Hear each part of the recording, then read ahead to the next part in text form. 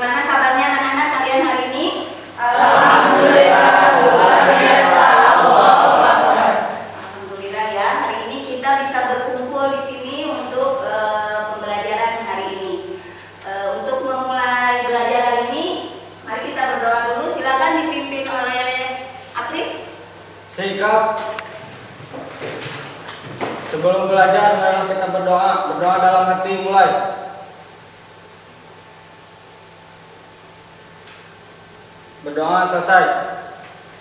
Beri salam. Assalamualaikum warahmatullahi wabarakatuh. Nah, sebelum kita belajar, luruskan kursi bangku kalian, rapikan posisi duduk kalian, harus biar kalian enak, nyaman untuk belajar hari ini. Untuk kanan kiri kalian dilihat apakah ada sampah atau tidak. Kalau ada sampah, silakan diambil dan dibuang ke tempat sampah. Ya, silakan. Ya.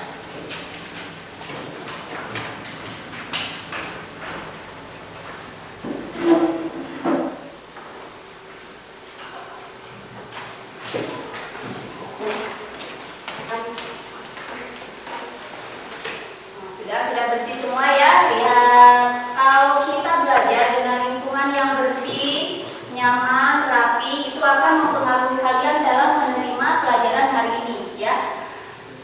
Ada dua bangku yang kosong. Apakah hari ini ada yang tidak masuk? Ada siapa? Bisa radio ada keperluan Meta sakit. Oh, siapa yang sakit? Meta. Nah, Meta yang sakit, kita doakan Meta cepat sembuh supaya nanti kita Meta bisa berkumpul lagi bersama kita ya. Nah, sebelum Ibu lanjutkan ke pembelajaran selanjutnya, Ibu akan mengulang atau mereview pelajaran yang sebelumnya sudah Ibu berikan. Ada yang masih ingat nggak? Minggu kemarin kita belajar tentang apa? Silakan. Angkat tangan, siapa yang masih ingat? Boleh, Nisa. Piutang. Apa piutang? Tentang ya. Nah, pengertian piutang siapa yang bisa? Oke, siapa? Siti. Piutang merupakan tagihan perusahaan terhadap pihak ketiga yang timbul karena adanya suatu transaksi. Piutang mempunyai jatuh tempo, nilai jatuh tempo, dan bila ada perjanjian. Nah, siapa? Siti ya. Siti sudah mengemukakan tentang pengertian piutang. Yang selanjutnya ada yang masih ingat? Apalagi? Ya, silakan dulu. Jenis piutang. Oke, jenis piutang apa saja? Jenis piutang ada tiga. Yang pertama piutang dagang, yaitu tagihan perusahaan kepada pelanggan sebagai akibat adanya penjualan barang atau jasa secara kredit. Yang kedua piutang wesel, yaitu piutang perusahaan kepada pelanggan sebagai akibat adanya penjualan barang atau jasa secara kredit. Yang kedua piutang wesel, yaitu piutang berupa perjanjian tertulis dari debitur kepada kreditur untuk membayar sejumlah uang yang tercantum dalam surat perjanjian tersebut pada waktu tertentu di masa yang akan datang. Yang terakhir, piutang pedagang, yaitu piutang kepada pihak lain yang timbul bukan karena penjualan barang atau jasa secara kredit. Oke, Nurul, bagus ya. Jadi jenis-jenis piutang ada tiga. Tadi apa? Piutang dagang, piutang wesel, dan piutang non dagang ya.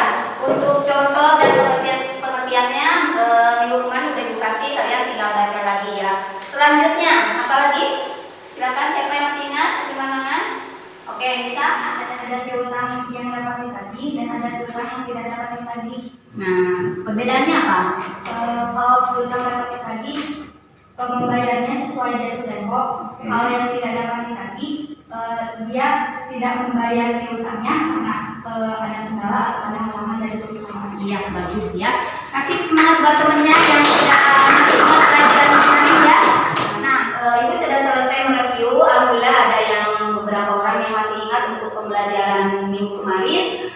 Untuk pembelajaran hari ini, Ibu akan membahas tentang Nisa sudah memberikan jawaban tentang piutang bertagih dan yang tidak dapat ditagih. Menurut kalian bisa nggak piutang Bisa. Yang namanya yang berhutang itu ada yang bayar dan ada yang tidak ya. Jadi untuk sekarang Ibu akan menjelaskan tentang metode pencatatan piutang yang tidak tertagih. Bisa dilihat ya apa yang akan kita pelajari pada hari ini. Silakan. Apa? Metode langsung dan metode cadangan untuk piutang tak tertagih. Jadi hari ini kita khusus membahas tentang piutang tak tertagih, yaitu piutang yang tidak bisa mereka bayar, ya. Terus dilihat lagi. Nah, kompetensi dasar yang harus kalian tahu yaitu untuk pengetahuannya 3.3 menganalisis metode langsung dan metode cadangan untuk piutang tidak tertagih. Untuk keterampilannya 4.3 melakukan pencatatan metode langsung dan metode cadangan untuk piutang tak tertagih. Kita lanjut ya. Tujuan pembelajarannya. Nah, setelah mempelajari materi hari ini, kalian akan menguasai atau diharapkan menguasai satu, menjelaskan metode langsung dan metode cadangan untuk piutang tidak tertagih dengan benar. Yang kedua, menganalisis metode langsung dan metode cadangan untuk piutang tidak tertagih dengan tepat dan benar. Untuk keterampilannya, setelah mempelajari materi ini, kalian dapat mengaplikasikan pencatatan metode langsung dan metode cadangan untuk piutang tidak tertagih dengan tepat dan benar. Yaitu tujuannya ya. Nah, teknik penilaiannya seperti biasa, nanti ada tes tertulis dalam bentuk uraian atau bentuk kerja dan bersikap ya. Nah, sebelum Ibu membahas materi hari ini, kalian perhatikan dulu ada masalah di sini ya. Bisa dibaca, seorang akuntan sedang memeriksa data piutang perusahaan. Dari data tersebut terdapat beberapa piutang yang tak tertagih. Apa yang harus dilakukan oleh seorang akuntan? Jadi di sini anggap saja kalian sebagai akuntan. Ya, akuntan itu kan harus memeriksa keuangan perusahaan. Ternyata setelah diteliti, setelah diperiksa, dalam data perusahaan itu ada beberapa piutang yang tidak ada pembayaran masuk ke perusahaan atau piutang tak tertagih. Nah, apa yang harus dilakukan kalau kalian posisinya seorang akuntan? Nah, atau kalian bisa saja ingin membantu akuntan untuk menyelesaikan masalah ini. Nah, itu kompetensi dasar, tujuan dan permasalahan yang akan kalian pecahkan hari ini ya. Nah, untuk membantu menyelesaikan masalah ini, sekarang kalian bentuk kelompok menjadi 4 kelompok seperti minggu kemarin, kelompok yang sudah Ibu atur ya. Silakan mejanya diatur yang sesuai kelompoknya. Satu kelompok ada yang 5 orang, ada yang 4 orang, boleh. Silakan digabung mejanya kelompok 4 meja digabungkan. Silakan.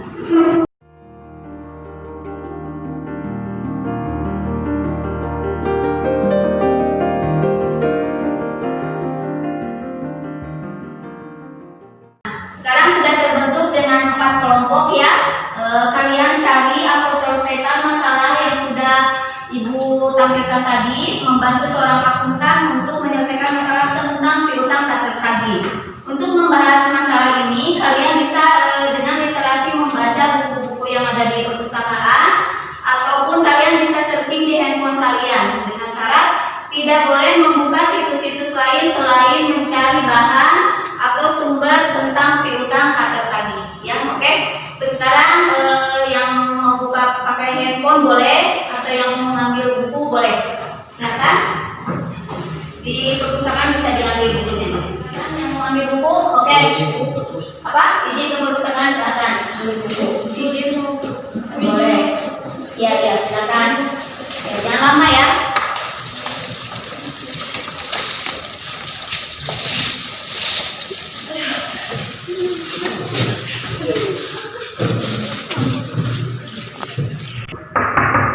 Ya.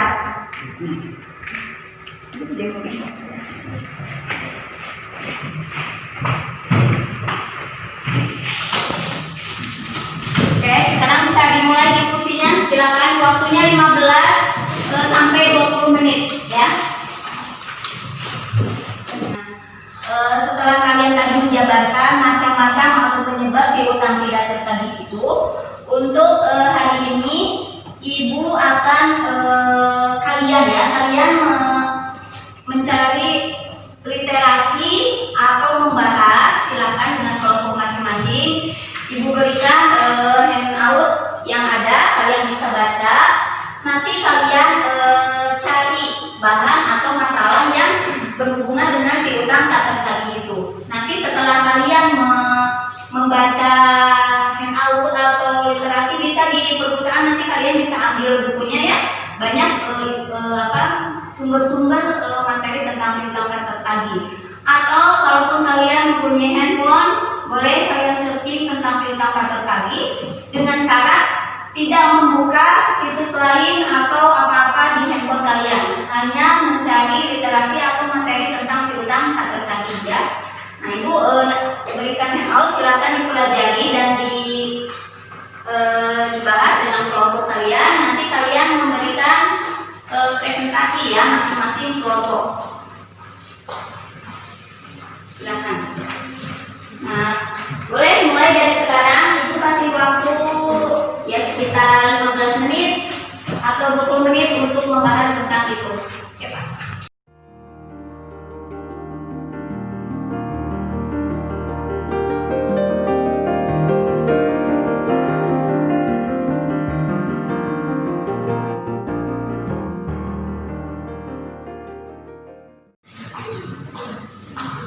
Ya, kelompok 1 gimana? Ada masalah?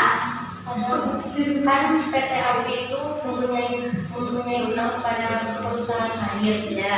Sedangkan PT AUI itu mengalami kebangkrutan. Oke. Nah, karena PT AUI itu tidak bisa melunasi utangnya karena bangkrut, PT AUI tersebut jadi menghapus utang dari pengeluarannya. Nah, tapi pada tahun berikutnya PT AUI tahu kalau utangnya dapat dibayarkan, dan jadi akun yang digunakan untuk mencatat ini bagaimana, dan apakah utang tersebut sudah dihapuskan atau masih bisa dibayar? Nah, kira-kira menurut kelompok ini, kalau masalahnya seperti ini, ada yang punya piutang ke kita. Awalnya mereka bangkrut, tetapi mungkin dengan berusaha lagi mereka bisa bangkit lagi dan memutuskan untuk membayar piutang itu. Nah, menurut kalian ada yang bisa jawab nggak? Kira-kira mau diterima atau tidak kalau kayak gitu? Oke, Siti gimana menurut Siti? Nah, diterima dengan cara mencatat. Nah, nanti di presentasi yang selanjutnya nanti ada pencatatan ya. Setelah dihapus atau mereka mampu membayar, ada jurnal-jurnal yang harus. Nanti presentasi kelompok bisa menjelaskannya. Oke ya, lanjutkan diskusi. Nah, oke, waktunya sudah habis ya untuk berdiskusi dengan kelompoknya masing-masing. Sekarang waktunya kalian mempresentasikan hasil dari diskusi kalian ke depan. Siapa yang mau mulai dulu? Boleh. Acungkan tangan siapa? Oke, kelompok 1 dulu, silakan.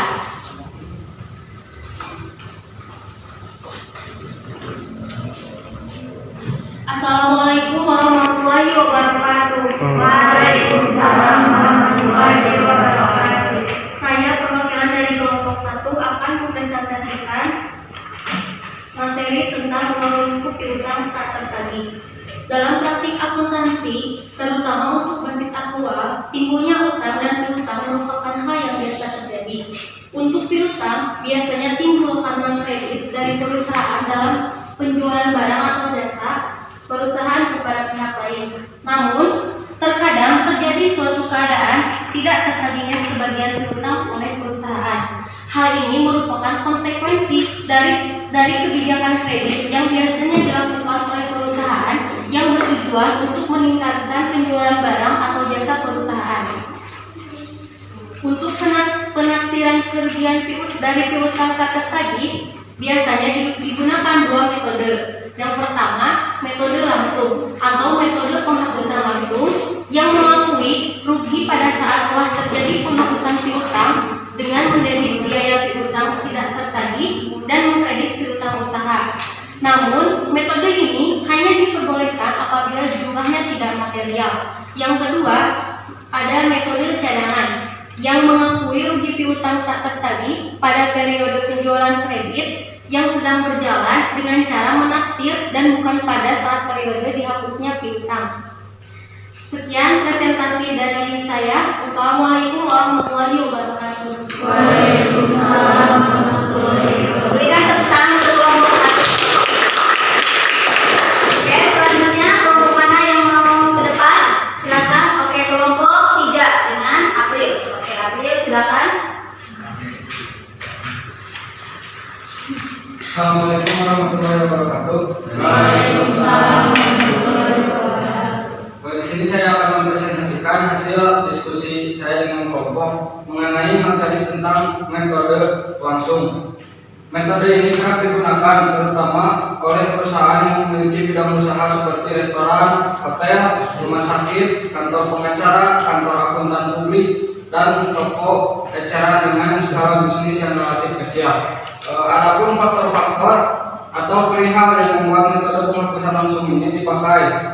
Yang pertama, terdapatnya sebuah situasi yang dimana memang sangat tidak memungkinkan bagi perusahaan untuk mengestimasi besarnya piutang. Yang kedua, khusus bagi perusahaan yang menjual sebagian besar barang atau jasa secara tunai, sehingga jumlah beban atas piutang usaha yang tidak dapat ditagih boleh dibilang sangat tidak material. Kemudian yang terakhir, ada ciri-ciri metode langsung. Yang pertama, kerugian dicatat pada periode penerimaan piutang berdasarkan jumlah piutang yang dihapuskan. Yang kedua, setiap penghapusan piutang langsung dicatat pada akun kerugian piutang tak tertagih. Sekian presentasi dari saya. Wassalamualaikum warahmatullahi wabarakatuh. Waalaikumsalam. Berikan tepuk tangan untuk kelompok 3. Selanjutnya kelompok mana? Kelompok 2 lagi. Oke, kelompok 4 dulu. Berarti kelompok 2 terakhir ya.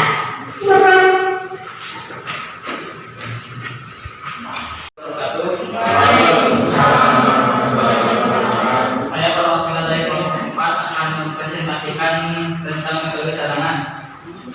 Metode ini digunakan apabila kerugian piutang besar jumlahnya. 3 hal yang penting berkaitan dengan metode cadangan yaitu 1. Piutang yang tidak tertagih ditaksir jumlahnya terlebih dahulu dan diakui sebagai biaya pada periode penjualan. Piutang tak tertagih berasal dari tahun 2010, maka kerugian piutang diakui pada tahun 2010 juga. 2. Taksiran kerugian piutang dicatat dengan pendebitan kerugian piutang dan mengkredit cadangan kerugian piutang melalui jurnal penyesuaian. 3. Piutang yang benar-benar tidak dapat ditagih dicatat dengan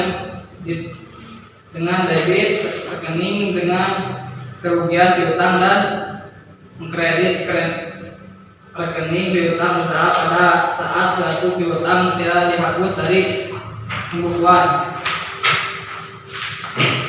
Metode cadangan ada 2, yaitu 1. Pendekatan laporan laba. Pada pendekatan ini perhitungan taksiran piutang tetap tagih mendasarkan pada penjualan selama tahun periode pelaporan. 2. Pendekatan neraca atau laporan posisi keuangan. Pada pendekatan ini cadangan piutang tetap tagih ditentukan dari saldo piutang akhir periode. Sekian dari saya. Assalamualaikum warahmatullahi wabarakatuh. Waalaikumsalam warahmatullahi wabarakatuh. Terakhir untuk kelompok 2, silakan Ismaya akan mempresentasikan hasil dari diskusi kelompok 2. Assalamualaikum warahmatullahi wabarakatuh. Waalaikumsalam. Saya dari kelompok 2 akan mempresentasikan perbedaan pencatatan metode langsung dan metode tidak langsung. Silakan dicatat Ismaya.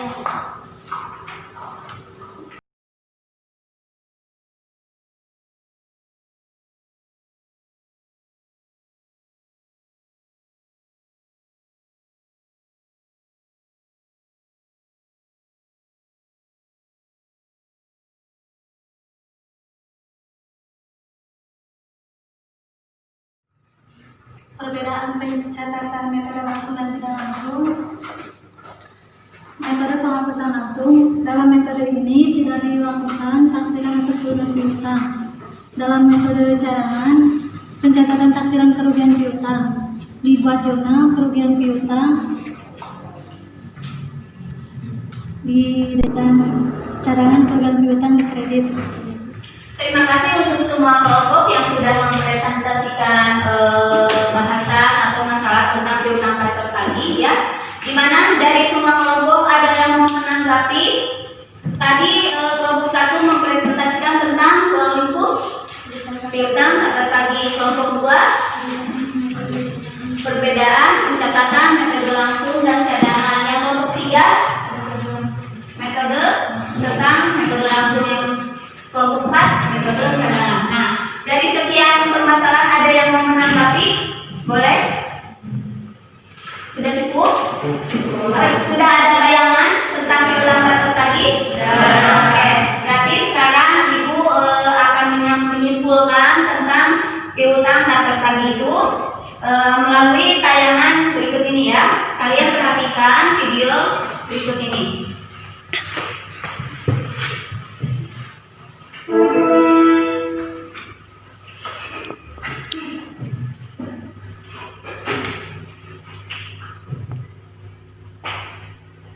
Silakan perhatikan videonya.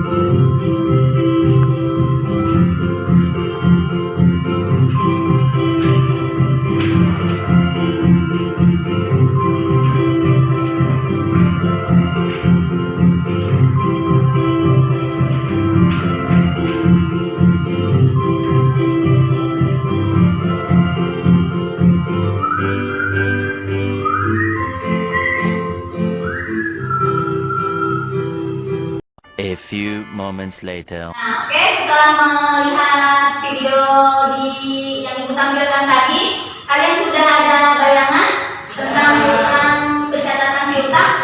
Ya, sudah mengerti? Nah, oke, kalau memang sudah ada bayangan dan kalian sudah mengerti tentang pencatatan piutang ini, Ibu akan membagikan bukan contoh latihan soal tentang pencatatan piutang. Ya, kalian kerjakan contoh atau latihan soal ini. Ibu kasih waktu cuma 2 soal, Ibu kasih waktu 15 menit. Nanti setelah habis soalnya dikumpulkan ya, latihan soalnya. Silakan dikerjakan soalnya.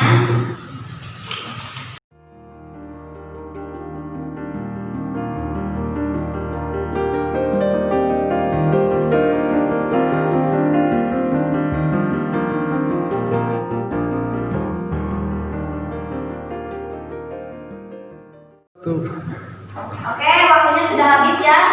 Silakan dikumpulkan latihan soalnya. Nanti Ibu periksa. Dan apabila ada soal-soal yang kalian tidak bisa jawab atau nilainya kurang, nanti Ibu akan melakukan remedial. Dan apabila di remedial masih kurang nilainya, nanti Ibu akan mengadakan pengayaan. Ya, jadi siap-siap nanti yang misalnya sudah Ibu periksa nilainya kurang memuaskan, nanti kita remedial atau pengayaan. Satu kesimpulan. Nah, gimana untuk pembelajaran hari ini? Menyenangkan? Menyenangkan. Setelah kalian mengidentifikasi masalah, menyelesaikan masalah dan melakukan presentasi di depan, Ibu akan menyimpulkan beberapa poin atau materi yang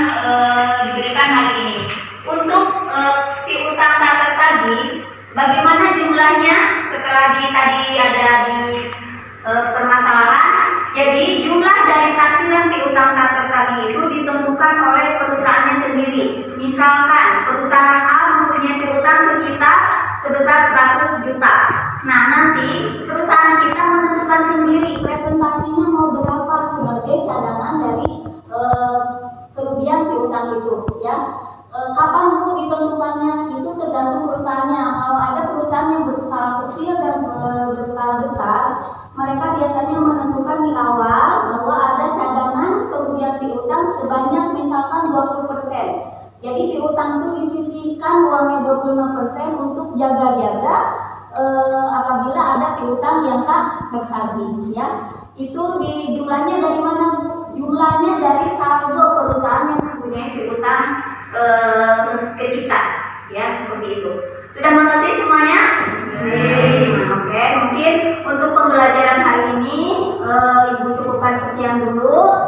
Jangan lupa untuk materi minggu depan kalian pelajari atau baca-baca dulu di rumah tentang mengelola kartu piutang, ya. Setelah kita belajar tentang piutang, terus pencatatan penghapusan piutang, baru kita nanti akan menganalisis atau memasukkan ke dalam kartu piutang masing-masing perusahaan, ya. Ibu cukupkan dulu sampai sini. Wabillahi taufiq wal hidayah. Wassalamualaikum warahmatullahi wabarakatuh. Waalaikumsalam warahmatullahi wabarakatuh. Oke, setelah kalian rapikan dulu di meja kalian alat tulisnya, boleh dirapikan. Oke, nah sebelum pulang dan kita akhiri pembelajaran ini dengan membaca doa. Silakan April untuk memimpin doa. Sikap. Sebelum pulang, marilah kita berdoa. Doa dalam hati mulai. Berdoa selesai. Beri salam. Assalamualaikum warahmatullahi wabarakatuh. Waalaikumsalam warahmatullahi wabarakatuh. Silakan pulang. Hati-hati di jalan ya.